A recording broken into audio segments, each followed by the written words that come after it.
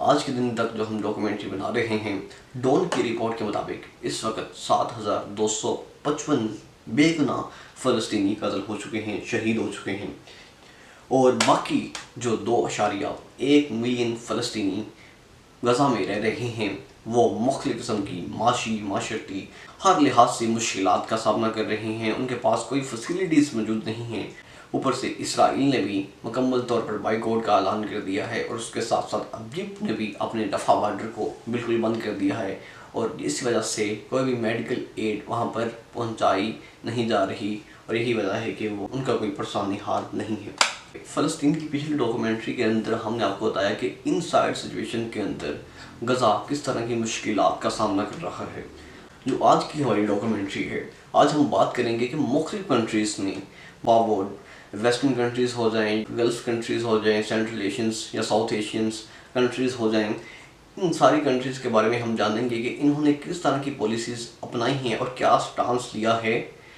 فلسطین کے بارے میں۔ پہلا ہم اگر یو ایس اے کی بات کریں تو یو ایس اے نے واضح طور پر اعلان کیا ہے 1948 کی وار ہو جائے، 1967 کی یا 1973 کی، ان تین جنگوں کا احوال آپ کے سامنے ہے کہ جب بھی اسرائیل کو مختلف قسم کی مشکلات کا سامنا کرنا پڑا ہے تو ہمیشہ یو ایس اے اسرائیل کے پیچھے آ کے کھڑا ہوا ہے۔ لیکن اس کی ایک وجوہات ہیں، اس سارے معاملے کے پیچھے ایک وجوہات ہے۔ یہ کہنا آسان ہے کہ اسرائیل کی لوبی ایک مضبوط ہے، لہٰذا یہ وجہ ہے کہ یو ایس اے ہمیشہ اسرائیل کا ساتھ دیتا ہے۔ یہ ایک چھوٹی وجہ ہے، یہ بھی ہے لیکن ایک چھوٹی وجہ ہے۔ بڑی وجہ اگر آپ دیکھیں تو گلف کنٹریز جو 20 سے 22 ممالک کا اتحاد ہے، تو اسرائیل حالانکہ سب سے چھوٹا ممالک ہے، لیکن ٹیکنالوجی کے لحاظ سے، اکنامی کے لحاظ سے، یا ایسے ذہن وہاں پہ پروان چڑھتے ہیں کہ جو یو ایس اے کو فائدہ پہنچاتے ہیں، اس کی اکنامی میں اہم کردار ادا کرتے ہیں، اور یہی وجہ ہے ان ساری وجوہات کو مد نظر رکھتے ہوئے یو ایس اے نہیں چاہے گا کہ وہ اپنا ایک امپورٹنٹ الائے چھوڑ دے۔ اور وہ اگر آپ اپنے ذہن میں امیجن بھی کر کے دیکھیں، اگر کوئی گلف کنٹریز میں ایک گروپ بنتا ہے 3 سے 4 ممالک کا، اور وہ یو ایس اے کے خلاف جا کے کھڑا ہو جاتا ہے، رشیا کے ساتھ مل جاتا ہے، وہ کون سی کنٹری ہوگی کہ جو اس حالات میں بھی یو ایس اے کے ساتھ کھڑی ہوگی؟ وہ صرف اسرائیل ہوگا۔ لہٰذا کیونکہ یو ایس اے دیکھتا ہے کہ اسرائیل ہمارا وہ الائے ہے، مصیبت کے وقت میں ہمارے ساتھ کھڑا ہو سکتا ہے، تو لہٰذا جب اس پہ مصیبت آتی ہے تو وہ اسرائیل کے ساتھ جا کے کھڑا ہو جاتا ہے۔ یہ وجہ آ گئی کہ یو ایس اے کیوں اسرائیل کے ساتھ کھڑا ہے، اور جو بے گناہ مسلمان کی بات اگر نہ بھی آپ کریں تو انسانوں کی بات اگر آپ کریں، جو بے گناہ انسان قتل ہو رہے ہیں، جو بے گناہ انسان شہید ہو رہے ہیں، اسے کوئی پرواہ نہیں ہے۔ دوسری اگر آپ سعودی عربیہ کی بات کریں، یو اے ای کی بات کریں، بحرین کی بات کریں، ان کنٹریز کی اگر آپ بات کریں، تو اگر آپ 90 کی دہائی میں چلے جائیں تو آپ کو واضح طور پر پتہ ہوگا کہ یہ وہ ممالک تھے کہ جنہوں نے اتحاد بنایا تھا، او آئی سی کا گروپ بنایا تھا صرف اسرائیل کو کونٹر کرنے کے لیے۔ آج کیا وجوہات ہو گئی کہ یہ گروپ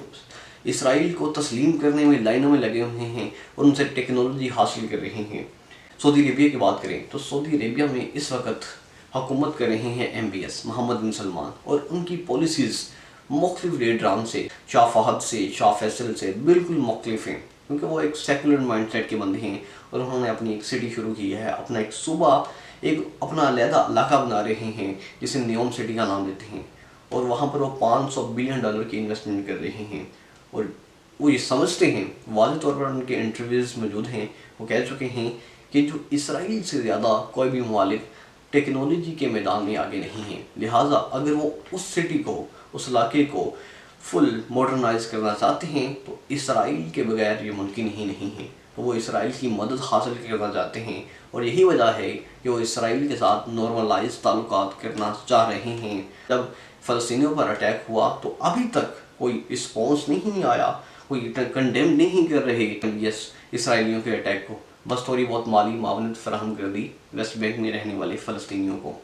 کوئی انہوں نے اپنا کردار ادا نہیں کیا کہ وہ اس حملے کو روکے۔ یہ ہے کہ گلف کنٹریز کیا سٹانس، کیا لاہ عمل لے رہی ہیں۔ اور اگر ہم دوسری بات کریں ایران کی، تو ایران تو اس وقت کھل کے سامنے آیا ہے، کیونکہ ایران نے واضح طور پر اعلان کیا ہے کہ وہ سیریا کے ساتھ، یعنی کہ شام کے ساتھ اور لبنان کے ساتھ مل کے حماس گروپ کی حمایت کرے گا، اور جہاں تک ممکن ہوا اس کے ساتھ کھڑا رہے گا اور جتنی مدد کر سکا وہ کرے گا۔ اور یہی وجہ ہے کہ جب 7 اکتوبر کو اٹیک ہوا تو اس کے بعد ایران کے وزیر خارجہ نے سیریا اور لبنان کا دورہ کرنے کا اعلان کیا۔ تو اسی معاملے کو سامنے رکھتے ہوئے اسرائیل کی ایئر آرمی نے اٹیک کیے سیریا کے ایئرپورٹس پر، اور جس کی وجہ سے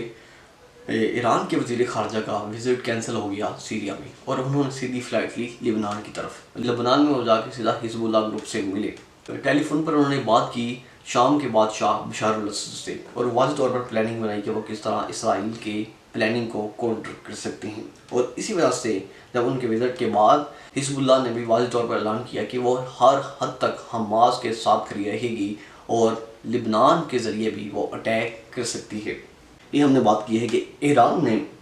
کیا پالیسیز اپنائی۔ اور دوسری طرف عراق کی یا لیبیا کی مثال لے لیں، یہ 2 واحد کنٹریز ہیں گلف کنٹریز میں سے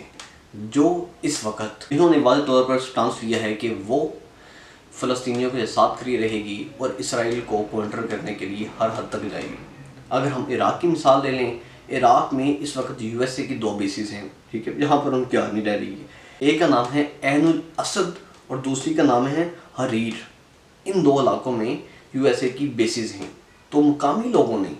احتجاج کے ذریعے، پروٹیسٹ کے ذریعے ان بیسز پر حملہ کیا ہے اور کافی حد تک نقصان پہنچانے کی کوشش کی ہے۔ حالانکہ وہ ایک وسیع پیمانے پر نقصان نہیں پہنچا سکے، لیکن انہوں نے کہہ لیں کہ اپنا احتجاج ریکارڈ کروایا ہے کہ یو ایس اے یہاں پر موجود ہے، اور کیونکہ یہ اسرائیلی کا حمایتی ہے لہٰذا ہم سمجھتے ہیں کہ یہ ہمارے خلاف بھی ہے۔ تو مقامی لوگوں نے احتجاج کیا ہے اور پتھروں کی بارش کی ہے ان بیسز پر، کیونکہ ہم اس احتجاج سے اندازہ لگا سکتے ہیں کہ عراقی لوگ برملا خلاف ہے یو ایس اے اور اسرائیلیوں کے، اور وہ فلسطینیوں کے ساتھ کھڑی ہے۔ اور دوسری طرف ہم اگر لیبیا کی بات کریں، یہ بھی واضح ہے کہ لیبیا میں اس وقت کوئی بہتر صورتحال نہیں ہے، اور اس کے اوپر ہم ایک مکمل ڈاکومنٹری بتا چکے ہیں کہ لیبیا آخر کس طرح کی مشکلات کا سامنا کر رہا ہے۔ اور اس وقت لیبیا بلکہ خود 2 حصوں میں ڈیوائڈ ہے، لیکن جو یونائٹڈ نیشن میں اس کی ریکگنائز حکومت ہے، انہوں نے واضح طور پر سٹانس لیا ہے، فلسطینیوں کے ساتھ آ کے کھڑی ہو گئی ہے، اور France, U S A, England اور اٹلی، ان 4 ممالک کے ایمبیسڈرز کو انہوں نے حکم دیا ہے کہ آپ یہاں سے نکل جائیں، کیونکہ آپ بے گناہ فلسطینیوں کو، جو بے گناہ فلسطینی شہید ہو رہے ہیں، آپ نے ان کے خلاف پالیسیز اپنائی ہوئی ہے۔ یہ ہم نے بات کی ہے کہ گلف کنٹریز میں اور اس کے ساتھ ساتھ ایران نے، ویسٹ نے یا یو ایس اے نے کس طرح کی پالیسیز اور سٹانس لیا ہوا ہے فلسطین اور اسرائیل کے ایشو کے بارے میں۔ دوسرا اگر ہم بات کریں رشیا وہ ممالک ہے کہ جو بہت حد تک کامیاب ہوا ہے، کیونکہ یہ بہترین اپرچونٹی تھی پیوٹن کے لیے کہ وہ دنیا کا دھیان یوکرین سے ہٹا کر دوسری طرف منتقل کر دیں۔ تو یہ بات ماننی پڑے گی کہ وہ اس حد میں، اس سوچ و فکر میں کامیاب ہوئے ہیں، کیونکہ رشیا کی بیسیکلی بیس ہے سیریا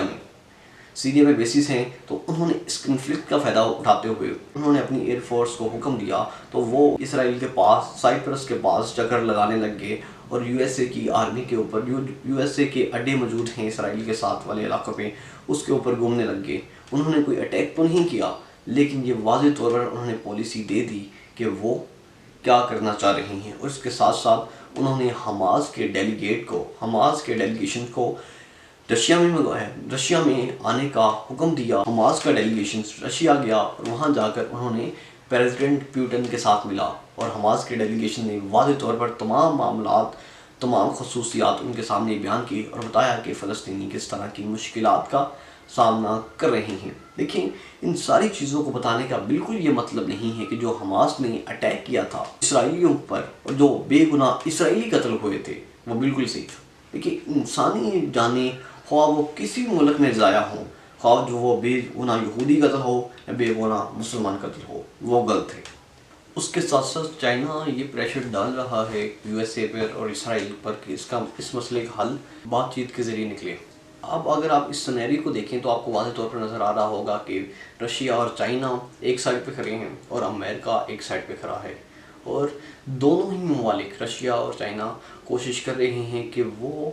یو ایس اے کو اس کنفلکٹ میں جان بوجھ کر دھکیلیں، اور جس کا انہیں فائدہ ہوگا کہ چائنا کو یہ فائدہ ہوگا کہ وہ انڈین پیسیفک میں جو گروپس بنا رہا ہے، کوآڈ گروپ بنا دیا یا فلسطین تائیوان کے ساتھ جو معاہدے کر رہا ہے، اس سے چائنا کو تھوڑا ریلیف مل جائے گا، تھوڑا ٹائم مل جائے گا اپنے آپ کو مزید اسٹیبل کرنے کے لیے۔ اور رشیا یہ سٹانس لے رہا ہے کہ وہ یوکرین کا جو معاملہ ہے، جو کنفلکٹ ہے عالمی سطح پر ابھرا ہوا تھا، اس سے کم کر سکے، ان کے اثرات کو تھوڑا کم کر سکے اور دنیا کا دھیان کسی اور کنفلکٹ کی طرف لے جائے، تو وہ اس حد میں اس پالیسیز میں کامیاب ہو رہے ہیں۔ یہ ہم نے آپ کے سامنے بیان کیا ہے کہ دنیا کے مختلف ممالک فلسطین اور اسرائیل کے کنفلکٹ کو کس نظریات سے، کس سوچ و فکر سے دیکھ رہے ہیں، اور اس کے ساتھ ساتھ وقتاً فوقتاً ہم ڈاکومنٹریز بناتے رہیں گے فلسطین کے ٹاپک کے اوپر، اور آپ کو مزید معلومات فراہم کرتے رہیں گے کہ فلسطین کے اندر کیا ہو رہا ہے اور باہر کے ممالک کیسی پالیسیز اپنا رہے ہیں۔ ہم امید کر رہے ہوں گے کہ آپ کو یہ ہماری ڈاکومنٹریز پسند آ رہی ہوئی، اور اس کے ساتھ ساتھ ہم فلسطین اور اس طرح کی مختلف کتب پڑھنے کے بعد ہم نظریات آپ کے سامنے رکھیں گے اور بتائیں گے کہ فلسطین ان سائڈ کس طرح کی مشکلات کا سامنا کر رہا ہے، اور ماضی میں فلسطین کو کس طرح کی مشکلات کا سامنا کرنا پڑا، اور حال میں وہ کس طرح کی مشکلات کا سامنا کر رہا ہے، اور مستقبل میں آخر فلسطینی لوگوں کے ساتھ کیا ہوگا، اور یو ایس اے اور اس طرح کی مختلف کنٹریز، ویسٹرن کنٹریز کیا سٹانس، کیا پالیسیز اپنائیں گی اور کس بیس پہ آ کے کھڑی ہوں گی۔ ہم امید کریں گے کہ آپ کو یہ ہماری ڈاکومنٹریز پسند آ رہی ہوں گی۔ مزید اس طرح کی ڈاکومنٹری دیکھنے کے لیے اپنے چینل سروے آف ہسٹری کو لائک، سبسکرائب اور شیئر کیجیے گا۔